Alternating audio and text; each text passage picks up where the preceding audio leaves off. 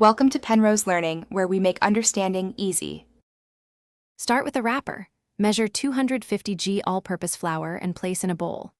Pour 125 ml boiling water while stirring with chopstick or spatula until shaggy. Let cool slightly. Knead by hand for 8 minutes until smooth and elastic, then cover with plastic wrap and rest for 30 minutes. After resting, divide dough into 20 equal pieces, roll each into a ball, press flat, and use a rolling pin to make 2 5-inch thin wrappers with slightly thicker centers for holding filling.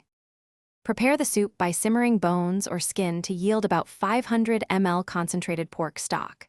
Strain and while hot stir in 20 g powdered gelatin until fully dissolved. Chill until set into a firm jelly.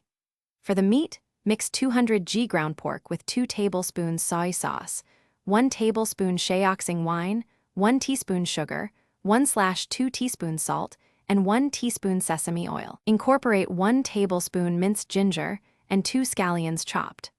Dice the chilled soup. To assemble, place a wrapper in your palm, add about 18 to 22 g of the pork and gel filling, then pleat the edge with 18 to 20 folds while rotating to form a sealed top.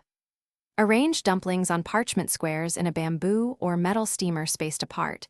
Bring water to a rolling boil, then steam over medium-high heat for 8 to 10 minutes until the wrapper turns translucent and the gel melts into hot soup. Serve immediately with black vinegar and thin julienne ginger. Lift gently with a spoon to avoid tearing and burn risk.